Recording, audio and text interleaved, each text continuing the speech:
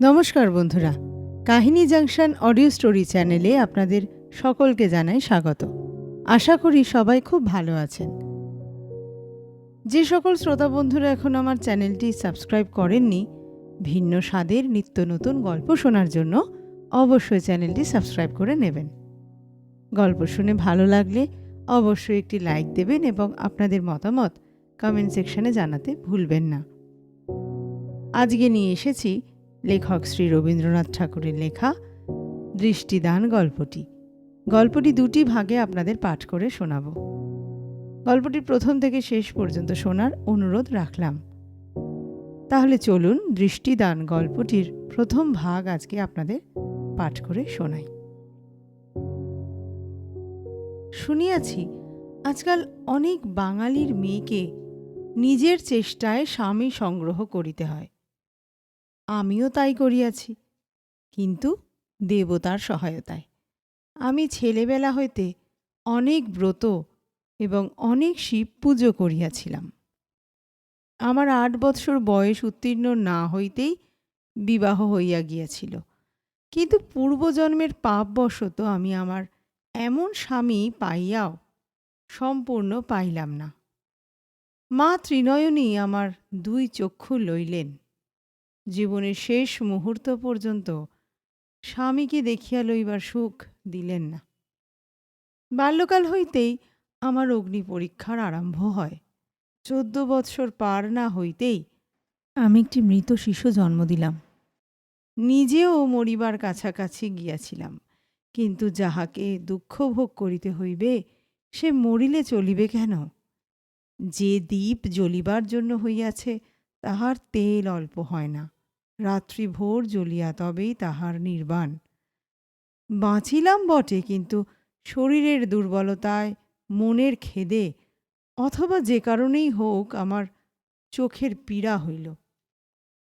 আমার স্বামী তখন ডাক্তারি পড়িতেছিলেন।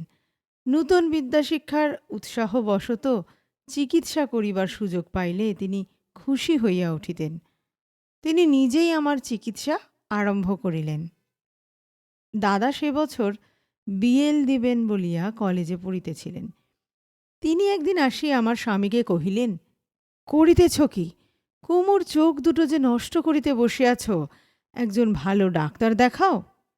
আমার স্বামী কহিলেন, ভালো ডাক্তার আসিয়া নূতন চিকিৎসা কি করিবে? ওষুধপত্র তো সব জানাই আছে। দাদা কিছু রাগিয়া কহিলেন, তবে তো তোমার সঙ্গে তোমাদের কলেজের বড় সাহেবের কোনো প্রভেদ নাই।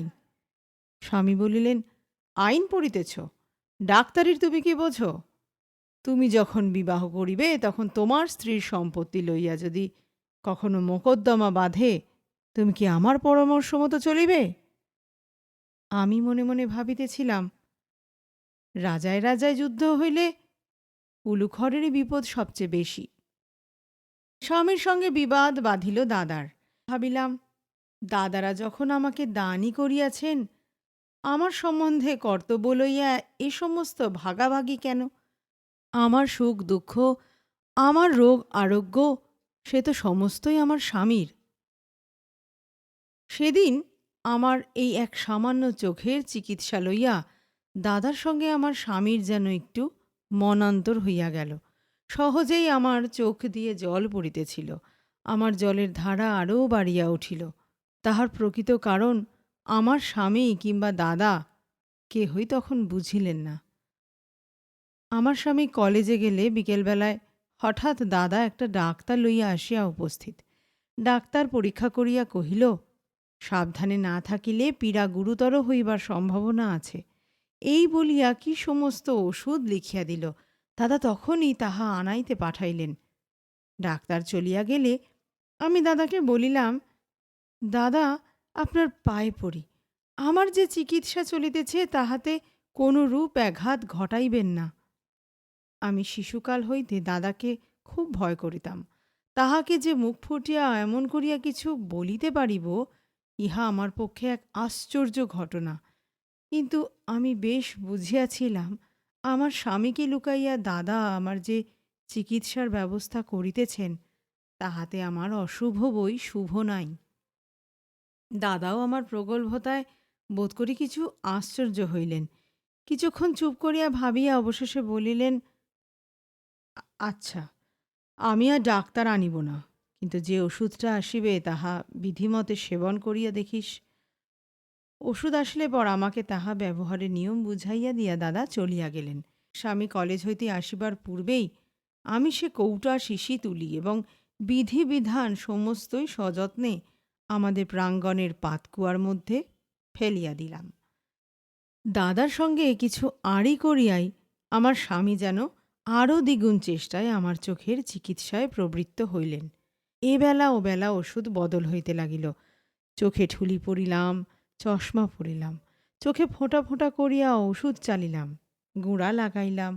দুর্গন্ধ মাছের তেল খাইয়া ভিতরকার পাকযন্ত্র শুদ্ধ যখন বাহির হইবার উদ্যম করিত, তাহাও দমন করিয়া রহিলাম। স্বামী জিজ্ঞাসা করিতেন কেমন বোধ হইতেছে। আমি বলিতাম অনেকটা ভালো।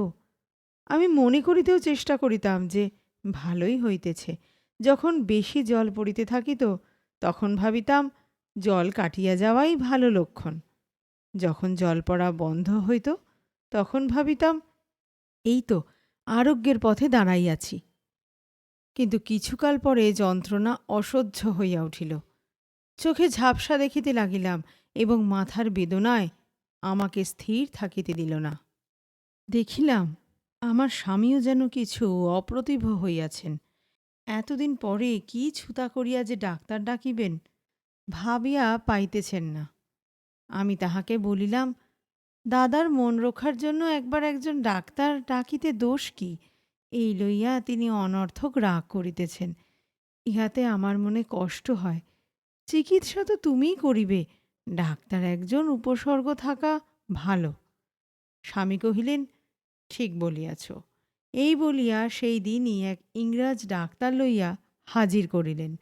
কি কথা হইল জানি না, কিন্তু মনে হইল যেন সাহেব আমার স্বামীকে কিছু ভর্ৎসনা করিলেন। তিনি নত শিরে নিরুত্তরে দাঁড়িয়া রহিলেন। ডাক্তার চলিয়া গেলে আমি আমার স্বামীর হাত ধরিয়া বলিলাম, কোথা হইতে একটা গোড়া গর্ধব আনিয়াছ? একজন দেশি ডাক্তার আনিলেই তো হইত। আমার চোখের রোগ ও কি তোমার চেয়ে ভালো বুঝিবে? স্বামী কিছু কুণ্ঠিত হইয়া বলিলেন, চোখে অস্ত্র করা আবশ্যক হইয়াছে। আমি একটু রাগের ভান করিয়া কহিলাম, অস্ত্র করিতে হইবে সে তো তুমি জানিতে, কিন্তু প্রথম হইতেই সে কথা আমার কাছে গোপন করিয়া গেছ। তুমি কি মনে করো আমি ভয় করি? স্বামীর লজ্জা দূর হইল। তিনি বলিলেন, চোখে অস্ত্র করিতে হইবে শুনিলে ভয় না করে পুরুষের মধ্যে এমন বীর কয়জন আছে? আমি ঠাট্টা করিয়া বলিলাম, পুরুষের বীরত্ব কেবল স্ত্রীর কাছে। স্বামী তৎক্ষণাৎ ম্লান গম্ভীর হইয়া কহিলেন, সে কথা ঠিক, পুরুষের কেবল অহংকার সার। আমি তাহার গাম্ভীর্য উড়াইয়া দিয়া কহিলাম, অহংকারেও বুঝি তোমরা মেয়েদের সঙ্গে পারো? তাহাতেও আমাদেরই জিত। ইতিমধ্যে দাদা আসিলে আমি দাদাকে বিরলে ডাকিয়া বলিলাম, দাদা, আপনার সেই ডাক্তারের ব্যবস্থা মতো চলিয়া এতদিন আমার চোখ বেশ ভালো হইতেছিল। একদিন ভ্রমক্রমে খাইবার ওষুধটা চক্ষে লেপন করিয়া তাহার পর হইতে চোখ যায় যায় হইয়া উঠিয়াছে। চোখে অস্ত্র করিতে হইবে। দাদা বলিলেন, আমি ভাবিতেছিলাম তোমার স্বামীর চিকিৎসায় চলিতেছে, তাই আরও আমি রাগ করিয়া এতদিন আসি নাই। আমি বলিলাম, না, আমি গোপনে সেই ডাক্তারের ব্যবস্থা মতোই চলিতেছিলাম, স্বামীকে জানাই নাই, পাছে তিনি রাগ করেন। স্ত্রী জন্ম গ্রহণ করিলে এত মিথ্যা বলিতে হয়। দাদার মনেও কষ্ট দিতে পারি না, স্বামীর যশও ক্ষুণ্ণ করা চলে না। মা হইয়া কোলের শিশুকে ভুলাইতে হয়, স্ত্রী হইয়া শিশুর বাপকে ভুলাইতে হয়। মেয়েদের এত ছলনার প্রয়োজন? ছলনার ফল হইল এই যে অন্ধ হইবার পূর্বে আমার দাদা এবং স্বামীর মিলন দেখিতে পাইলাম। দাদা ভাবিলেন গোপন চিকিৎসা করিতে গিয়া এই দুর্ঘটনা ঘটিল। স্বামী ভাবিলেন গোড়ায় আমার দাদার পরামর্শ শুনিলেই ভালো হইত। এই ভাবিয়া দুই অনুতপ্ত হৃদয় ভিতরে ভিতরে ক্ষমাপ্রার্থী হইয়া পরস্পরের অত্যন্ত নিকটবর্তী হইল। স্বামী দাদার পরামর্শ লইতে লাগিলেন, দাদাও বিনীতভাবে সকল বিষয়ে আমার স্বামীর মতের প্রতি নির্ভর প্রকাশ করিলেন। অবশেষে উভয়ের পরামর্শক্রমে একদিন একজন ইংরাজ ডাক্তার আসিয়া আমার বাম চোখে অস্ত্রাঘাত করিল। দুর্বল চক্ষু সে আঘাত কাটাইয়া উঠিতে পারিল না। তাহার ক্ষীণ দীপ্তিটুকু হঠাৎ নিবিয়া গেল। তাহার পরে বাকি চোখটাও দিনে দিনে অল্পে অল্পে অন্ধকারে আবৃত হইয়া গেল। বাল্যকালে শুভদৃষ্টির দিনে যে চন্দনচর্চিত তরুণ মূর্তি আমার সম্মুখে প্রথম প্রকাশ হইয়াছিল, তাহার উপরে চিরকালের মতো পর্দা পড়িয়া গেল। একদিন স্বামী আমার শয্যাপার্শ্বে আসিয়া কহিলেন, তোমার কাছে আর মিথ্যা বড়াই করিব না। তোমার চোখ দুটি আমি নষ্ট করিয়াছি। দেখিলাম তাহার কণ্ঠস্বরে অশ্রুজল ভরিয়া আসিয়াছে। আমি দুই হাতে তাহার দক্ষিণ হস্ত চাপিয়া কহিলাম, বেশ করিয়াছ, তোমার জিনিস তুমি লইয়াছ। ভাবিয়া দেখো দেখি, যদি কোনো ডাক্তারের চিকিৎসায় আমার চোখ নষ্ট হইত, তাহাতে আমার কি সান্ত্বনা থাকিত? ভবিতব্যতা যখন খণ্ডে না, তখন চোখ তো আমার কেহই বাঁচাইতে পারিত না। সে চোখ তোমার হাতে গিয়াছে, এই আমার অন্ধতার একমাত্র সুখ। যখন পূজায় ফুল কম পড়িয়াছিল, তখন রামচন্দ্র তাহার দুই চক্ষু উৎপাটন করিয়া দেবতাকে দিতে গিয়াছিলেন। আমার দেবতাকে আমার দৃষ্টি দিলাম। আমার পূর্ণিমার জ্যোৎস্না, আমার প্রভাতের আলো, আমার আকাশের নীল, আমার পৃথিবীর সবুজ সব তোমাকে দিলাম। তোমার চোখে যখন যাহা ভালো লাগিবে আমাকে মুখে বলিও, সে আমি তোমার চোখের দেখার প্রসাদ বলিয়া গ্রহণ করিব। আমি এত কথা বলিতে পারি নাই, মুখে এমন করিয়া বলাও যায় না। এসব কথা আমি অনেক দিন ধরিয়া ভাবিয়াছি। মাঝে মাঝে যখন অবসাদ আসিত, নিষ্ঠার তেজ ম্লান হইয়া পড়িত, নিজেকে বঞ্চিত, দুঃখিত, দুর্ভাগ্য দগ্ধ বলিয়া মনে হইত, তখন আমি নিজের মনকে দিয়া এইসব কথা বলাইয়া লইতাম। এই শান্তি, এই ভক্তিকে অবলম্বন করিয়া নিজের দুঃখের চেয়েও নিজেকে উচ্চ করিয়া তুলিতে চেষ্টা করিতাম। সেদিন কতকটা কথায়, কতকটা নীরবে বোধ করি আমার মনের ভাবটা তাহাকে একরকম করিয়া বুঝাইতে পারিয়াছিলাম। তিনি কহিলেন, কুমু, মূঢ়তা করিয়া তোমার যা নষ্ট করিয়াছি, সে আর ফিরাইয়া দিতে পারিব না। কিন্তু আমার যতদূর সাধ্য, তোমার চোখের অভাব মোচন করিয়া তোমার সঙ্গে সঙ্গে থাকিব। আমি কহিলাম, সে কোনো কাজের কথা নয়। তুমি যে তোমার ঘরকন্যাকে একটি অন্ধের হাসপাতাল করিয়া রাখিবে, সে আমি কিছুতেই দিব না। তোমাকে আরেকটি বিবাহ করিতেই হইবে। কি জন্য যে বিবাহ করা নিতান্ত আবশ্যক, তাহা সবিস্তারে বলিবার পূর্বে আমার একটুখানি কণ্ঠরোধ হইবার উপক্রম হইল। একটু কাশিয়া, একটু সামলাইয়া লইয়া বলিতে যাইতেছি, এমন সময় আমার স্বামী উচ্ছ্বসিত আবেগে বলিয়া উঠিলেন, আমি মূঢ়, আমি অহংকারী, কিন্তু তাই বলিয়া আমি পাষণ্ড নই। নিজের হাতে তোমাকে অন্ধ করিয়াছি। অবশেষে সেই দোষে তোমাকে পরিত্যাগ করিয়া যদি অন্য স্ত্রী গ্রহণ করি, তবে আমাদের ইষ্টদেব গোপীনাথের শপথ করিয়া বলিতেছি, আমি যেন ব্রহ্মহত্যা, পিতৃহত্যার পাতকী হই। এত বড় শপথটা করিতে দিতাম না, বাধা দিতাম। কিন্তু অশ্রু তখন বুক বাহিয়া, কণ্ঠ চাপিয়া, দুই চক্ষু ছাপিয়া ঝরিয়া পড়বার জো করিতেছিল। তাহাকে সম্বরণ করিয়া কথা বলিতে পারিতেছিলাম না।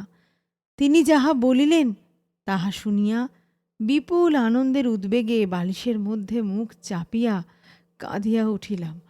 আমি অন্ধ, তবু তিনি আমাকে ছাড়িবেন না। দুঃখীর দুঃখের মতো আমাকে হৃদয় করিয়া রাখিবেন, এত সৌভাগ্য আমি চাই না। কিন্তু মনে তো স্বার্থপর। অবশেষে অশ্রুর প্রথম পশলাটা সবেগে বর্ষণ হইয়া গেলে তাহার মুখ আমার বুকের কাছে টানিয়া লইয়া বলিলাম, এমন ভয়ঙ্কর শপথ কেন করিলে? আমি কি তোমাকে নিজের সুখের জন্য বিবাহ করিতে বলিয়াছিলাম? সতীনকে দিয়ে আমি আমার স্বার্থ সাধন করিতাম। চোখের অভাবে তোমার যে কাজ নিজে করিতে পারিতাম না, সে আমি তাহাকে দিয়া করাইতাম। স্বামী কহিলেন, কাজ তো দাসীতেও করে, আমি কি কাজের সুবিধার জন্য একটা দাসী বিবাহ করিয়া আমার এই দেবীর সঙ্গে একাসনে বসাইতে পারি? বলিয়া আমার মুখ তুলিয়া ধরিয়া আমার ললাটে একটি নির্মল চুম্বন করিলেন। সে চুম্বনের দ্বারা আমার যেন তৃতীয় নেত্র উন্মোলিত হইল। সেইক্ষণে আমার দেবীত্বে অভিষেক হইয়া গেল। আমি মনে মনে কহিলাম, সেই ভালো, যখন অন্ধ হইয়াছি তখন আমি এই বহিঃসংসারের আর গৃহিণী হইতে পারি না। এখন আমি সংসারের উপরে উঠিয়া দেবী হইয়া স্বামীর মঙ্গল করিব। আর মিথ্যা নয়, ছলনা নয়, গৃহিণী রমণীর যত কিছু ক্ষুদ্রতা এবং কপটতা আছে সমস্ত দূর করিয়া দিলাম। সেদিন সমস্ত দিন নিজের সঙ্গে একটা বিরোধ চলিতে লাগিল। গুরুতর শপথে বাধ্য হইয়া স্বামী যে কোনো মতেই দ্বিতীয়বার বিবাহ করিতে পারিবেন না, এই আনন্দ মনের মধ্যে যেন একেবারে দংশন করিয়া রহিল। কিছুতেই তাহাকে ছাড়াইতে পারিলাম না। অন্য আমার মধ্যে যে নূতন দেবীর আবির্ভাব হইয়াছে, তিনি কহিলেন, হয়তো এমন দিন আসিতে পারে যখন এই শপথ পালন অপেক্ষা বিবাহ করিলে তোমার স্বামীর মঙ্গল হইবে। কিন্তু আমার মধ্যে যে পুরাতন নারী ছিল, সে কহিল, তাহা হোক, কিন্তু তিনি যখন শপথ করিয়াছেন তখন তো আর বিবাহ করিতে পারিবেন না। দেবী কহিলেন, তা হোক, কিন্তু ইহাতে তোমার খুশি হইবার কোনো কারণ নাই। মানবী কহিল, সকলে বুঝি, কিন্তু যখন তিনি শপথ করিয়াছেন তখন, ইত্যাদি। বারবার সেই এক কথা। দেবী তখন কেবল নিরুত্তরে ভ্রুকুটি করিলেন এবং একটা ভয়ঙ্কর আশঙ্কায় আমার সমস্ত অন্তঃকরণ আচ্ছন্ন হইয়া গেল। আমার অনুতপ্ত স্বামী চাকর দাসীকে নিষেধ করিয়া নিজে আমার সকল কাজ করিয়া দিতে উদ্যত হইলেন। স্বামীর উপর তুচ্ছ বিষয়েও এরূপ নিরুপায় নির্ভর প্রথমটা ভালোই লাগিত, কারণ এমনি করিয়া সর্বদাই তাহাকে কাছে পাইতাম। চোখে তাহাকে দেখিতাম না বলিয়া তাহাকে সর্বদা কাছে পাইবার আকাঙ্ক্ষা অত্যন্ত বাড়িয়া উঠিল। স্বামী সুখের যে অংশ আমার চোখের ভাগে পড়িয়াছিল, সেইটি এখন অন্য ইন্দ্রিয়েরা বাটিয়া লইয়া নিজেদের ভাগ বাড়াইয়া লইবার চেষ্টা করিল। এখন আমার স্বামী অধিকক্ষণ বাহিরের কাজে থাকিলে মনে হইত আমি যেন শূন্যে রহিয়াছি, আমি যে কোথাও কিছু ধরিতে পারিতেছি না, আমার যেন সব হারাইল। পূর্বে স্বামী যখন কলেজে যাইতেন তখন বিলম্ব হইলে পথের দিকের জানালা একটুখানি ফাঁক করিয়া পথ চাহিয়া থাকিতাম। যে জগতে তিনি বেড়াইতেন সে জগৎটাকে আমি চোখের দ্বারা নিজের সঙ্গে বাঁধিয়া রাখিয়াছিলাম। আজ আমার দৃষ্টিহীন সমস্ত শরীর তাহাকে অন্বেষণ করিতে চেষ্টা করে। তাহার পৃথিবীর সহিত আমার পৃথিবীর যে প্রধান সাঁকো ছিল, সেটা আজ ভাঙিয়া গেছে। এখন তাহার এবং আমার মাঝখানে একটা দুস্তর অন্ধতা। এখন আমাকে কেবল নিরুপায় ব্যগ্রভাবে বসিয়া থাকিতে হয়। কখন তিনি তাহার পার হইতে আমার পারে আপনি আসিয়া উপস্থিত হইবেন।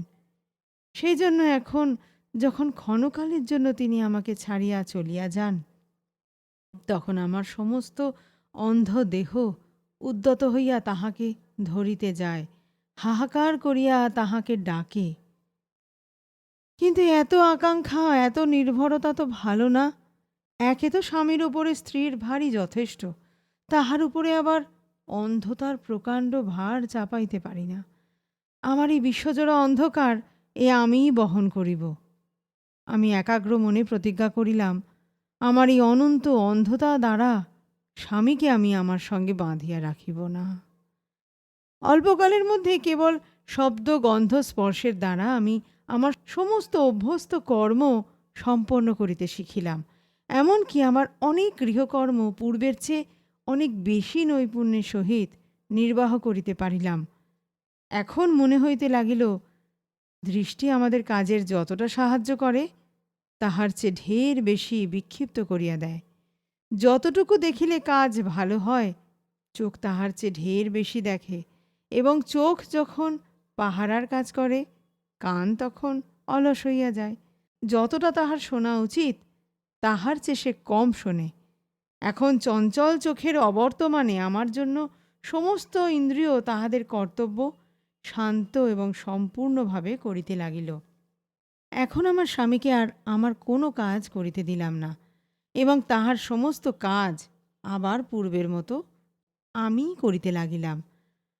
স্বামী আমাকে কহিলেন, আমার প্রায়শ্চিত্ত হইতে আমাকে বঞ্চিত করিতেছ। আমি কহিলাম, তোমার প্রায়শ্চিত্ত কিসে আমি জানি না, কিন্তু আমার পাপের ভার আমি বাড়াইব কেন? যাহাই বলুন, আমি যখন তাহাকে মুক্তি দিলাম তখন তিনি নিঃশ্বাস ফেলিয়া বাঁচিলেন। অন্ধ স্ত্রীর সেবাকে চিরজীবনের ব্রত করা পুরুষের কর্ম নহে। আমার স্বামী ডাক্তারি পাশ করিয়া আমাকে সঙ্গে লইয়া মফস্বলে গেলেন। পাড়াগায়ে আসিয়া যেন মাতৃক্রোড়ে আসিলাম মনে হইল। আমার ৮ বৎসর বয়সের সময় আমি গ্রাম ছাড়িয়া শহরে আসিয়াছিলাম। ইতিমধ্যে ১০ বৎসরে জন্মভূমি আমার মনের মধ্যে ছায়ার মতো অস্পষ্ট হইয়া আসিয়াছিল। যতদিন চক্ষু ছিল কলিকাতা শহর আমার চারিদিকে আর সমস্ত স্মৃতিকে আড়াল করিয়া দাঁড়িয়াছিল। চোখ যাইতেই বুঝিলাম কলিকাতা কেবল চোখ ভুলাইয়া রাখিবার শহর, ইহাতে মন ভরিয়া রাখে না।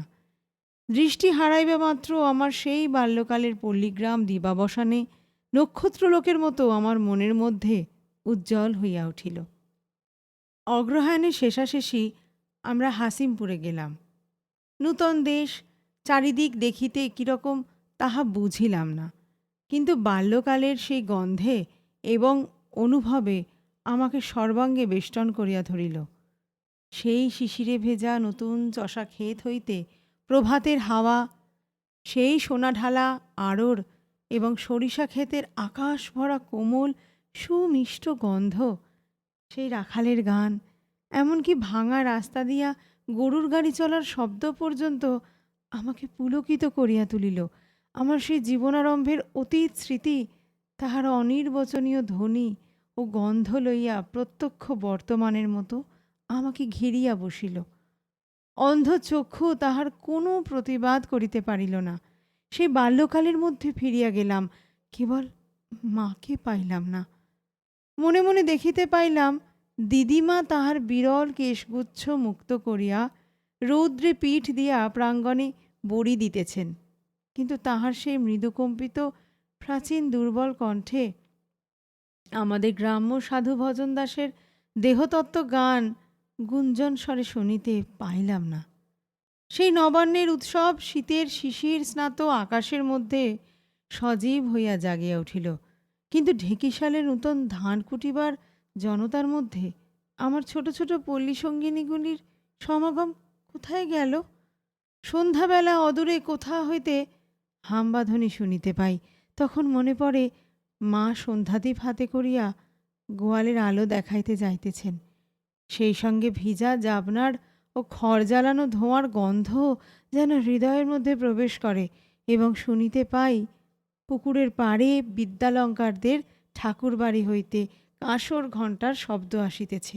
কে যেন আমার সেই শিশুকালের ৮টি বৎসরের মধ্য হইতে তাহার সমস্ত বস্তু অংশ ছাঁকিয়া লইয়া কেবল তাহার রসটুকু গন্ধটুকু আমার চারিদিকে রাশীকৃত করিয়াছে। এই সঙ্গে আমার সেই ছেলেবেলাকার ব্রত এবং ভোরবেলায় ফুল তুলিয়া শিব পূজার কথা মনে পড়িল। এ কথা স্বীকার করিতেই হইবে, কলিকাতার আলাপ আলোচনা আনাগোনার গোলমেলে বুদ্ধির একটু বিকার ঘটেই। ধর্মকর্ম ভক্তিশ্রদ্ধার মধ্যে নির্মল সরলতাটুকু থাকে না। সেদিনের কথা আমার মনে পড়ে, যেদিন অন্ধ হওয়ার পরে কলিকাতায় আমার পল্লীবাসিনী এক সখী আসিয়া আমাকে বলিয়াছিল, তোর রাগ হয় না কুমু? আমি হইলে এমন স্বামীর মুখ দেখিতাম না। আমি বলিলাম, ভাই, মুখ দেখা তো বন্ধই বটে, সেজন্যে এই পোড়া চোখের উপর রাগ হয়, কিন্তু স্বামীর উপর রাগ করিতে যাইব কেন? যথাসময় ডাক্তার ডাকেন নাই বলিয়া লাবণ্য আমার স্বামীর ওপর অত্যন্ত রাগিয়াছিল এবং আমাকেও রাগাইবার চেষ্টা করিয়াছিল। আমি তাহাকে বুঝাইলাম, সংসারে থাকিলে ইচ্ছায় অনিচ্ছায়, জ্ঞানে অজ্ঞানে, ভুলে ভ্রান্তিতে দুঃখ সুখ নানা রকম ঘটিয়া থাকে। কিন্তু মনের মধ্যে যদি ভক্তি স্থির রাখিতে পারি, তবে দুঃখের মধ্যেও একটা শান্তি থাকে। নহিলে কেবল রাগারাগি, রেষারেষি, বকাবকি করিয়াই জীবন কাটিয়া যায়। অন্ধ হইয়াছি, এই তো যথেষ্ট দুঃখ। তাহার পরে স্বামীর প্রতি বিদ্বেষ করিয়া দুঃখের বোঝা বাড়াইব কেন? আমার মতো বালিকার মুখে সেকেলের কথা শুনিয়া লাবণ্য রাগ করিয়া অবজ্ঞা ভরে মাথা নাড়িয়া চলিয়া গেল। কিন্তু যাই বলি, কথার মধ্যে বিষ আছে, কথা একেবারে ব্যর্থ হয় না। লাবণ্যের মুখ হইতে রাগের কথা আমার মনের মধ্যে দুটো একটা স্ফুলিঙ্গ ফেলিয়া গিয়াছিল। আমি সেটা পা দিয়া মারাইয়া নিবাইয়া দিয়াছিলাম, কিন্তু তবু দু একটা দাগ থাকিয়াছিল। তাই বলিতেছিলাম, কলিকাতায় অনেক তর্ক, অনেক কথা, সেখানে দেখিতে দেখিতে বুদ্ধি অকালে পাকিয়া কঠিন হইয়া ওঠে। পাড়াগাঁয়ে আসিয়া আমার সেই শিব পূজার শীতল শিউলি ফুলের গন্ধে হৃদয়ের সমস্ত আশা ও বিশ্বাস আমার সেই শিশুকালের মতোই নবীন ও উজ্জ্বল হইয়া উঠিল। দেবতায় আমার হৃদয় এবং আমার সংসার পরিপূর্ণ হইয়া গেল। আমি নতশিরে লুটাইয়া পড়িলাম, বলিলাম, হে দেব, আমার চক্ষু গেছে, বেশ হইয়াছে, তুমি তো আমার আছো। হায়, ভুল বলিয়াছিলাম, তুমি আমার আছো এ কথাও স্পর্ধার কথা। আমি তোমার আছি, কেবল এইটুকু বলিবারই অধিকার আছে। ওগো, একদিন কণ্ঠ চাপিয়া আমার দেবতা এই কথাটা আমাকে বলাইয়া লইবে। কিছুই না থাকিতে পারে, কিন্তু আমাকে থাকিতেই হইবে। কাহারও উপরে কোনো জোর নাই, কেবল নিজের উপরেই আছে। কিছুকাল বেশ সুখে কাটিল। ডাক্তারিতে আমার স্বামীরও প্রতিপত্তি বাড়িতে লাগিল, হাতে কিছু টাকাও জমিল। কিন্তু টাকা জিনিসটা ভালো নয়, উহাতে মন চাপা পড়িয়া যায়। মন যখন রাজত্ব করে তখন সে আপনার সুখ আপনি সৃষ্টি করিতে পারে, কিন্তু ধন যখন সুখ সঞ্চয়ের ভার নেয়, তখন মনের আর কাজ থাকে না। তখন আগে যেখানে মনের সুখ ছিল, জিনিসপত্র আসবাব আয়োজন সেই জায়গাটুকু জুড়িয়া বসে। তখন সুখের পরিবর্তে কেবল সামগ্রী পাওয়া যায়। কোনো বিশেষ কথা বা বিশেষ ঘটনার উল্লেখ করিতে পারি না, কিন্তু অন্ধের অনুভব শক্তি বেশি বলিয়া কিংবা কি কারণ জানি না, অবস্থার সচ্ছলতার সঙ্গে সঙ্গে আমার স্বামীর পরিবর্তন আমি বেশ বুঝিতে পারিতাম। যৌবনারম্ভে ন্যায় অন্যায়, ধর্ম অধর্ম সম্বন্ধে আমার স্বামীর যে একটি বেদনাবোধ ছিল, সেটা যেন প্রতিদিন অসাড় হইয়া আসিতেছিল। মনে আছে, তিনি একদিন বলিতেন, ডাক্তারি যে কেবল জীবিকার জন্য শিখিতেছি তাহা নহে, ইহাতে অনেক গরিবের উপকার করিতে পারিব। যেসব ডাক্তার দরিদ্র মুমূর্ষের দ্বারে আসিয়া আগাম ভিজিট না লইয়া নারী দেখিতে চায় না, তাহাদের কথা বলিতে গিয়া ঘৃণায় তাহার বাকরোধ হইত। আমি বুঝিতে পারি, এখন আর সেই দিন নাই। একমাত্র ছেলের প্রাণরক্ষার জন্য দরিদ্র নারী তাহার পা জড়াইয়া ধরিয়াছে, তিনি তাহা উপেক্ষা করিয়াছেন। শেষে আমি মাথার দিব্য দিয়া তাহাকে চিকিৎসায় পাঠাইয়াছি, কিন্তু মনের সঙ্গে কাজ করেন নাই। যখন আমাদের টাকা অল্প ছিল, তখন অন্যায় উপার্জনকে আমার স্বামী কি চক্ষে দেখিতেন তাহা আমি জানি। কিন্তু ব্যাংকে এখন অনেক টাকা জমিয়াছে। এখন একজন ধনী লোকের আমলা আসিয়া তাহার সঙ্গে গোপনে 2 দিন ধরিয়া অনেক কথা বলিয়া গেল। কি বলিল আমি কিছুই জানি না, কিন্তু তাহার পরে যখন তিনি আমার কাছে আসিলেন, অত্যন্ত প্রফুল্লতার সঙ্গে অন্য নানা বিষয়ে নানা কথা বলিলেন, তখন আমার অন্তঃকরণের স্পর্শ শক্তি দ্বারা বুঝিলাম তিনি আজ কলঙ্ক মাখিয়ে আসিয়াছেন। বন্ধুরা, গল্পটির দ্বিতীয় অর্থাৎ শেষ ভাগ খুব তাড়াতাড়ি আপনাদের কাছে নিয়ে আসছি।